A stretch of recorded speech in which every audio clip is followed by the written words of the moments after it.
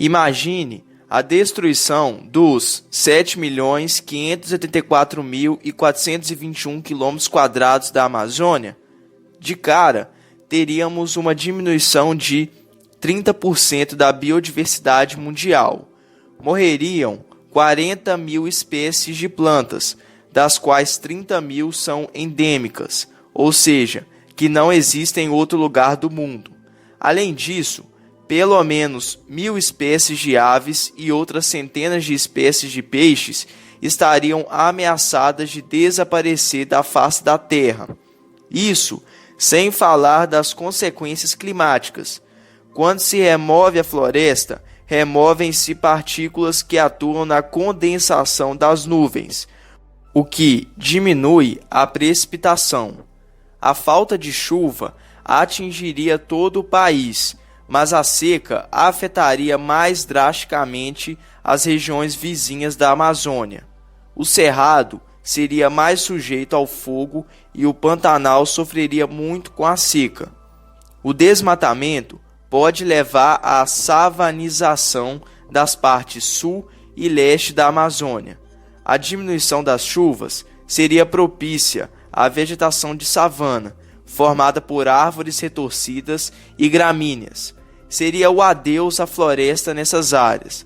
Seria também o fim dos rios da Amazônia.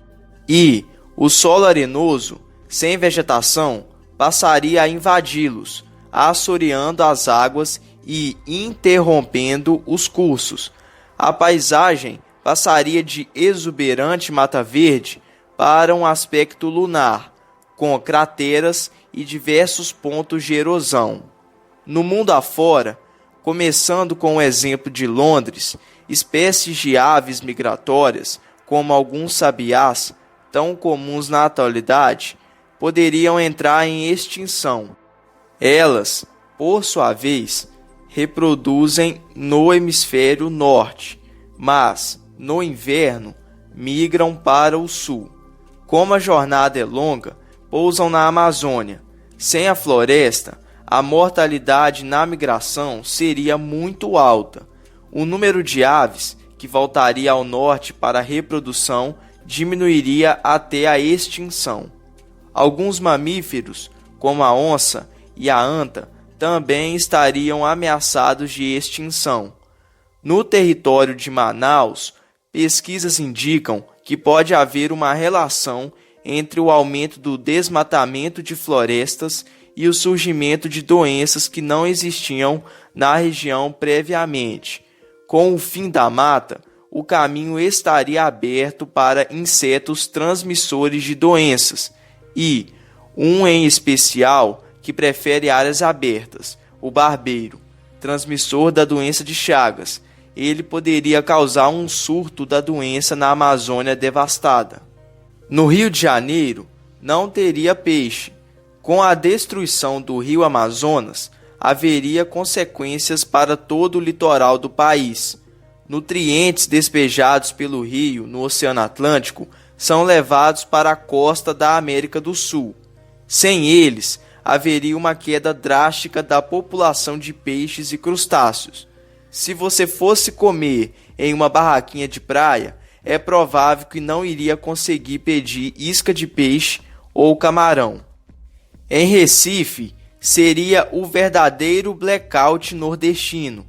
Com a diminuição no volume dos rios brasileiros em geral, as hidrelétricas brasileiras teriam sua produtividade comprometida. Mas, na região Nordeste, o problema seria ainda mais grave. A hidrelétrica de Tucuruí, localizada no rio Tocantins, no Pará, simplesmente teria de parar de funcionar, gerando um colapso econômico no local.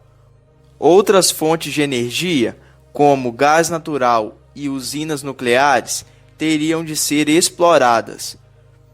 Na capital de Londres, o desmatamento geraria um efeito dominó.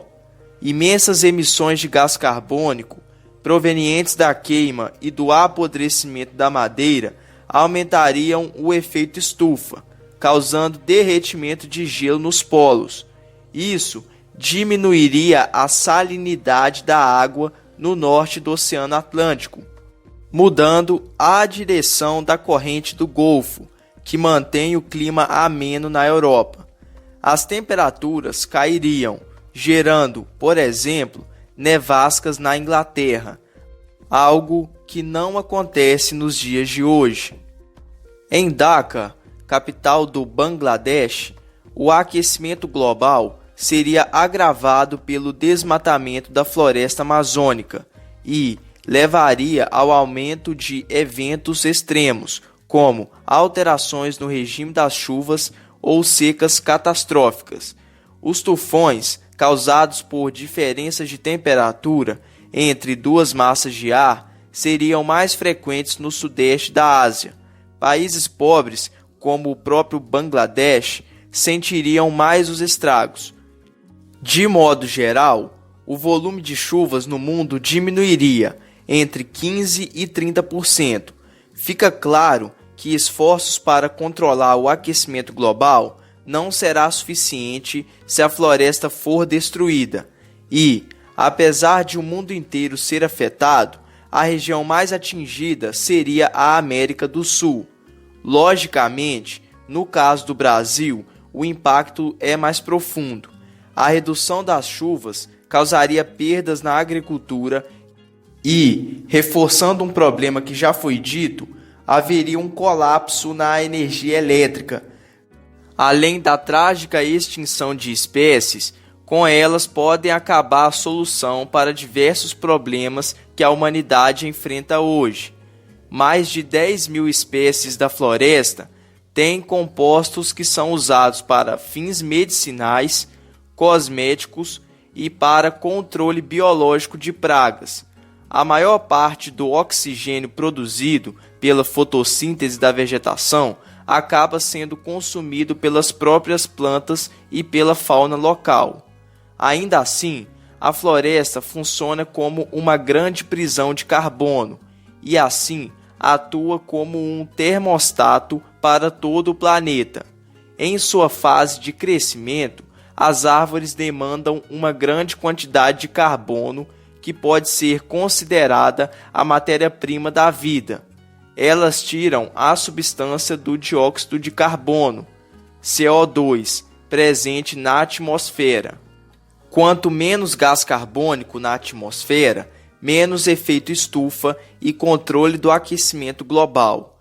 Por isso, plantar árvores é considerado um dos principais antídotos para reduzir as alterações climáticas causadas pelo homem.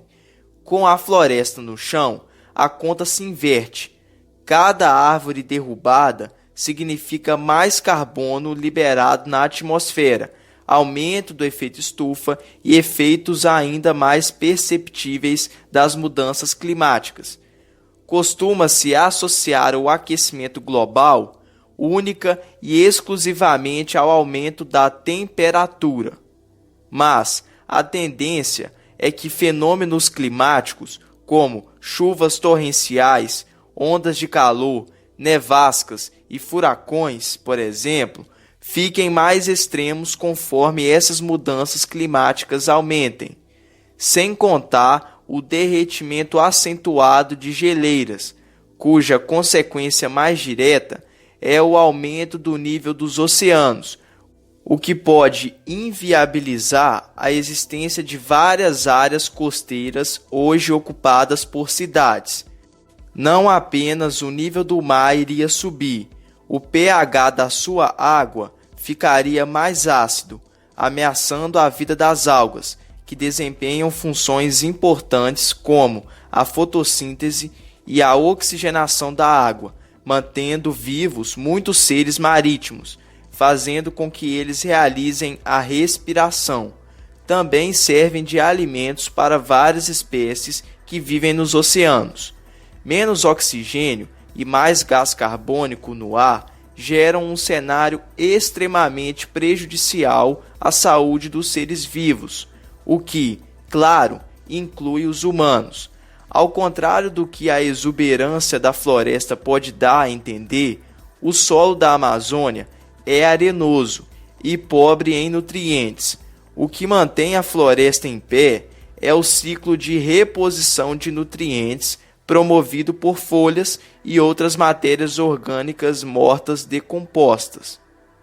Sem esse cenário, é bastante provável que a área, com o tempo, caminhe para um processo de desertificação, com consequências desastrosas para o clima do mundo. Para piorar, esse tipo de solo torna o processo de reflorestamento da área mais complicado e muito mais demorado do que o desmatamento.